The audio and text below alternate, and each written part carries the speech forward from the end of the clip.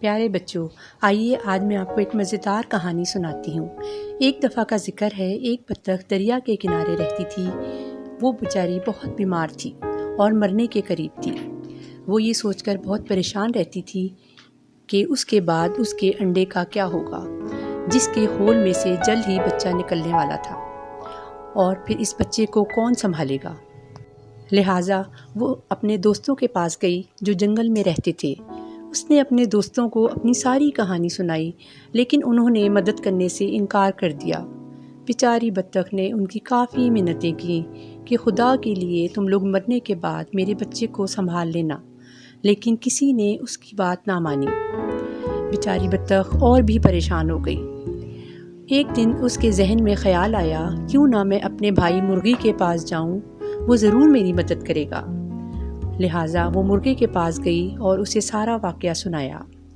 مرغ بھائی، آپ کو پتہ ہے کہ میں بہت بیمار رہتی ہوں اور میری زندگی کا کوئی بھروسہ نہیں۔ کیا میرے مرنے کے بعد آپ میرے بچے کو سنبھال لیں گے؟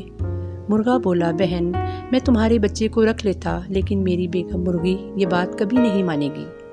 لہٰذا مجھے بہت افسوس سے کہنا پڑ رہا ہے کہ میں تمہارا یہ کام نہیں کر سکتا، تم مجھے معاف کر دینا۔ بطخ ادھر سے مایوس ہو کر اپنے گھر واپس آ گئی اور سوچنا شروع کر دیا کہ اب کیا کیا جائے۔ اچانک اس کے ذہن میں ایک ترکیب آئی۔ اس نے موقع ڈھونڈ کر یہ کام انجام دے دیا اور اپنا انڈا مرغی کے انڈوں میں چھپا کر رکھ دیا۔ کچھ دنوں کے بعد بطخ کی طبیعت بگڑ گئی اور ایک دن اس کو موت آ گئی۔ جب مرغی کے بچے انڈوں سے باہر نکلے تو ان میں ایک بچہ بطخ کا بھی تھا۔ مرغ تو سب جان گیا تھا، لیکن اس نے مرغی کو بتانا مناسب نہ سمجھا۔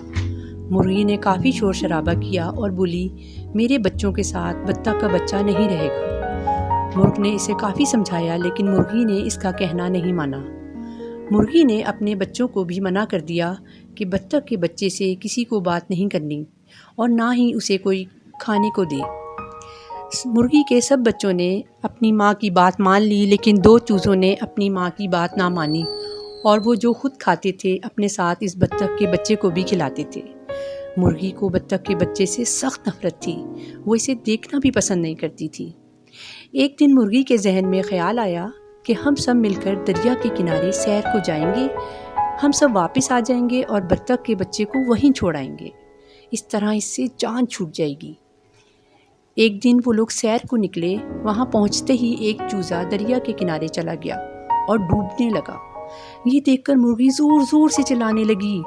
چونکہ بطخ کے بچے کو تیرنا آتا تھا، لہٰذا اس نے فوراً دریا میں تیرنا شروع کر دیا اور اس چوزے کو نکال کر باہر لے آیا۔ مرغی نے جب یہ دیکھا تو اسے اپنے کیے پر کافی شرمندگی ہوئی اور اس نے بطخ کے بچے سے معافی مانگ لی اور اسے اپنا بیٹا بنا لیا۔ اس طرح وہ سب ہنسی خوشی رہنے لگے۔ دیکھا بچوں، کیسے بطخ کے بچے نے مرغی کو بچایا اور کیسے اس کا بھلا ہوا۔ اسی لیے تو کہتے ہیں، کر بھلا سو ہو بھلا، یعنی آپ کسی کے ساتھ اچھا کریں گے تو آپ کے ساتھ بھی اچھا ہوگا۔